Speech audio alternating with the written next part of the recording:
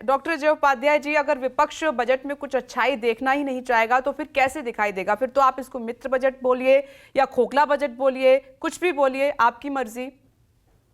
जैसा कि सम्मानित गोपाल हमारे अग्रवाल जी प्रवक्ता कह रहे महोदय हैं। ने कई बार ऐसी चर्चाएं की है, हालांकि वो शब्द मैं नहीं बोलूंगा। हाँ, जरूर है कि गंधारी बनी है सरकार और गरीबों के साथ कर रही है दुर्व्यवहार। सच तो यही है। पूरे बजटीय आवंटन जो हुआ है, इसमें खोदा पहाड़ निकली चुहिया। आप ही देखिए ना, विश्लेषण आपके सारे पत्रकार बंधु भी कर रहे हैं, सब विद्वान लोग हैं। दिया है, आप बार बार हमारे मित्र कर रहे हैं क्या क्या नहीं दिया। सबके लिए कुछ न कुछ दिया है इस सरकार ने। मैं नहीं कहूंगा कुछ नहीं दिया है, कटौती के रूप में सब चीजें दिया है। एलपीजी 75% की कटौती, खाद्य के जो वस्तुएं थी उस पर 31% की कटौती और उर्वरक पर 22% की कटौती। मैं तथ्यों और आंकड़ों पर बजटीय विश्लेषण करूंगा, सिर्फ खोखली बातें नहीं, धृतराष्ट्र और रावण और राम की बात नहीं करूंगा। राज्यों के हिस्से में लगभग 10,000 करोड़ रुपए जो संघवाद की बात करती थी, उसको कम कर दी है कटौती के तौर पे। पीएम स्वास्थ्य सुरक्षा योजना है, उस पर लगभग 3500 करोड़ रुपए की कटौती की गई है। हेल्थ बजट 2.2% पहले थी या नहीं थी, तो गई 1.97 कटौती हुई या नहीं। शिक्षा का बजट, शिक्षा पर पहले 2.9% खर्च होता था बजट में कि नहीं, अब 2.5% हो रहा है।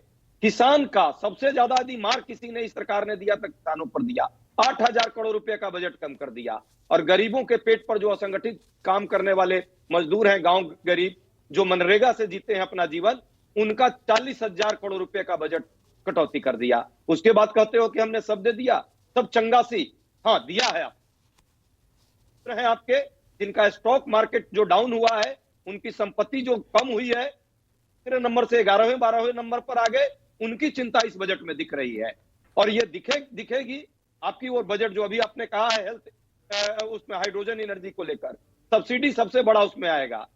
लोग हैं इस देश में जो उस सब्सिडी का लाभ उठाने की स्थिति में होंगे। एयरपोर्ट आप बनाएंगे, अच्छी बात है, इंफ्रास्ट्रक्चर आप बनाइए, लेकिन उस एयरपोर्ट क्या सरकार बना रही है या आप अपने मित्रों को ठेका दे रहे हैं लगातार? उनको लाभ होगा उससे।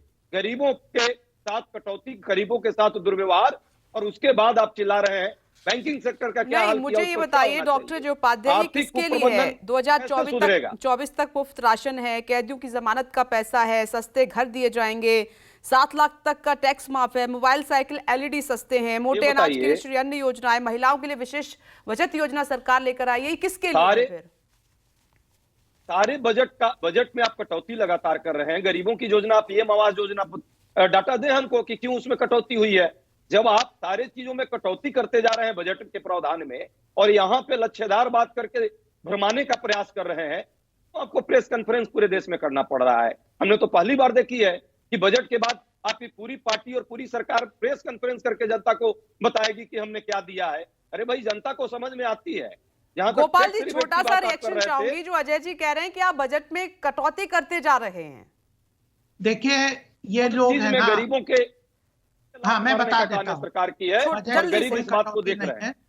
देखिए, एक चीज मैं स्पष्ट बता दूं कि यह बाइफरकेट करके कंपेयर करते हैं। पहले तो अगर हम हेल्थ सेक्टर के लिए काम कर रहे हैं तो हमने 4 योजनाएं बताई, इसमें से 2 को जोड़ के ये कहेंगे कि हेल्थ में कम कर दिया। और दूसरी बात यह है कि बजट एस्टिमेट पिछले 2021 टोटल हेल्थ बजट, टोटल शिक्षा बजट पर बात कीजिए। अब मुझे बोलने दीजिए, मुझे पर बात कीजिए। आप इकोनॉमिस्ट हैं। नहीं, बिल्कुल। पहली बात मैं बता दूं कि अगर आपको कंपेयर करना है, मैं तथ्य पर बात कर रहा हूं, आप भी तथ्य पर कीजिए।